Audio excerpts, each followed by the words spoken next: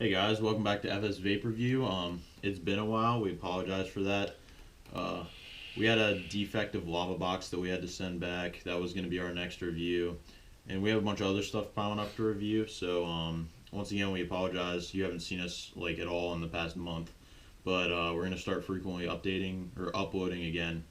And yeah, this is going to be a review on the lava box DNA 200. Alright, so we got the Lava Box DNA 200 here by Volcano out of Hawaii. This is our second Lava Box. Our first one had some kind of defect. I was vaping off of it one night while I was charging. I guess the fuse blew or something on it. I wasn't able to vape at all. Contacted Lava Box. They were really, really good about it. They paid for a shipping label for me to send it back. I got a new box within 4 days. So I was only without a vape for a few days, but I did have one of the other mods I had.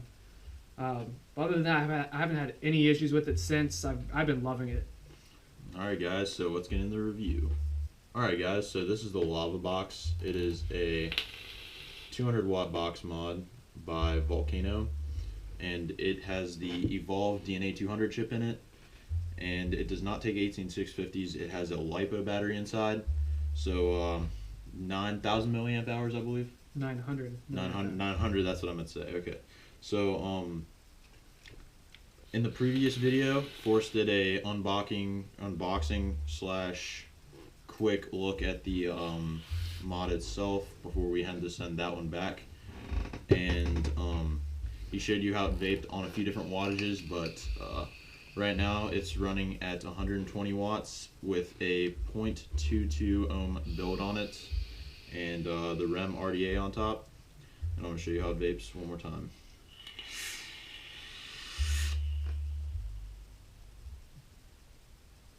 So massive clouds. Since this is a DNA 200, you get the full 200 watts, and that's why it doesn't have 18650s, because with 18650s you can only get about 130 something watts, I believe, something like that. But it's not the full 200 like you can get with a DNA chip. So now we're going to go into the close-up and show you around the mod more in depth than we did in the previous video. Alright, guys, so we're here up close with the Lava Box DNA 200 by Volcano.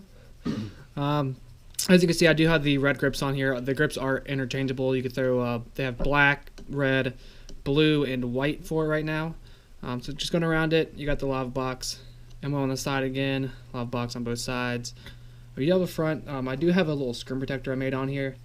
The plastic does get scratched up a little bit from use, just putting it in your pocket and keys and stuff. So I just put it on there just to protect the screen.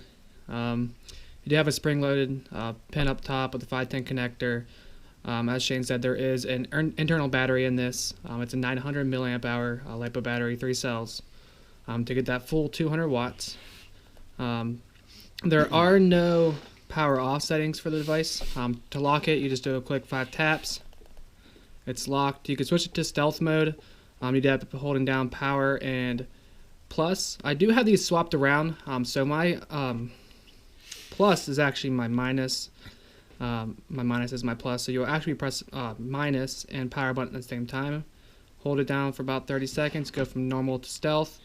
Turns the screen off. That way, if you're trying to be light and need to save a little bit of battery, the screen only turns on when you press a button down. So when you press the fire button or plus or minus, to get it out of that mode, you do the same thing. Hold it down, stealth to normal.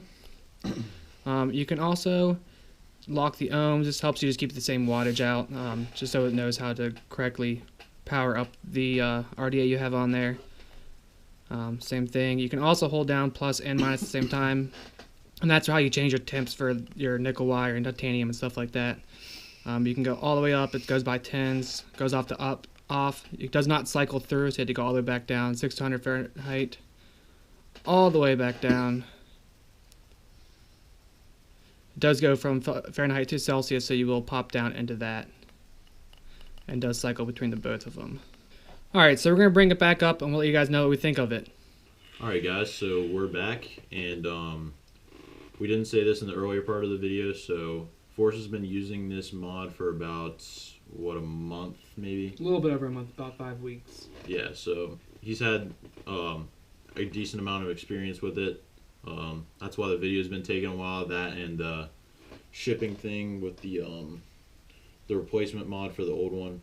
But anyways, if you want to see how it vapes on like a few different wattages like we do in our normal videos, then check out his unboxing and quick look at the mod video. That's on our channel. That's the last one we uploaded. So yeah, what do you have to say about it? I really like it. $170 is definitely on the lower end for a DNA mod. I would like to be able to take the battery out a little bit easier, but really only is about 4 or 6 screws. Take it off, pack the top off. If the battery goes bad, and if they ever make expandable batteries in the future. Some things that are kind of bad on it. The entire front screen, the plastic is made out of discuss really easily. That's why I put the screen protector on. Battery size, the 900 milliamp hour. I mean, it will basically last me all day, but by the end of the day, it's maxing out at above around 40, 50 watts. If I don't plug it in at all through the day. So it's not always going to vape that 200 watts. Once it start losing battery, it's going to start going lower just to help maintain a consistent vape. Some other things, I like the software for it. With the eScribe software, you can change a lot of stuff. Haven't changed too much on here. The first thing you should always do when you get a DNA mod is change the max CAN power from 100 watts to 200 watts. Which is the first thing I did with it. You can change the screen rotation so you can have it this way or this way. So there's a lot of different things you can do with it. Beyond, like the Snow Wolf or basically any other mod out there. Just the software is just so intense, and there's so many different things you can do with it. But I really, really, really like it. Yeah, if we went into like all the details of the software, this video would take like hours. There's just endless options for it. But some things I like about it is it's super small. Like compared to a Snow Wolf, it's like a lot smaller and lighter. And the weight. Yeah, the weight it's a lot lighter than the Snow Wolf, but I've gotten so used to the Snow Wolf that I almost like this better. But the size and weight are definitely better for like most people. But the only thing I really don't like about it are the buttons. Like they feel alright, but they're a little like rattly and like I just don't like the feel of them that much versus like a few other mods that I've played with, like the Snow Wolf or like the Rollo and stuff like that. It's just the buttons they're like they feel a little cheap, but that's my only complaint with it. The screen's also dim on it, isn't it? It's pretty dim in the sunlight. It's not that hard to see in sunlight. I personally like the screen like that definitely because I vape a lot at night, so it's not a really, really bright screen shining in my face. But there is a tinting on that plastic, so it does make it a little bit darker. So if you do have problems seeing low light, that might be an issue. Yeah. And the thing I don't like about DNA 200s is the USB cable for charging. Like I've had so many bad experiences with charging micro USB. Like we've had so many mods break on us, and like you saw in our Smoke X Pro M80 review, like how 3 of those broke just by the charging port. And then one of our friends had a Tesla too with a micro USB, which is an unregulated box. That also broke due to the problems with the micro USB port. But this one we haven't seen any problems with, so hopefully we won't. But basically my only complaint with the mod are the buttons, and that's subjective. Like some people like them and some people don't. So. Yeah, I personally like the buttons, but each has their own flavor. I mean, but overall, it's a really good mod, definitely with the price point. If you want a DNA chip, it's probably one of the better ones on the market. They do make a few that do use 18650s. Like Shane said earlier, if you use 2, it doesn't hit that full 200 watts. There is one on the market that does use 3 18650s, but that does make it really, really heavy. So it's the LiPo battery, even though it's small, it helps keep the device a lot lighter.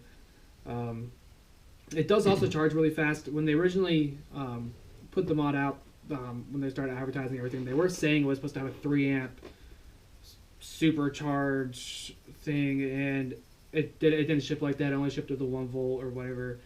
But the charging is still pretty fast. I can basically get a full charge in about 45 minutes from about 10%. So it's definitely not too slow even with the lower volts coming out.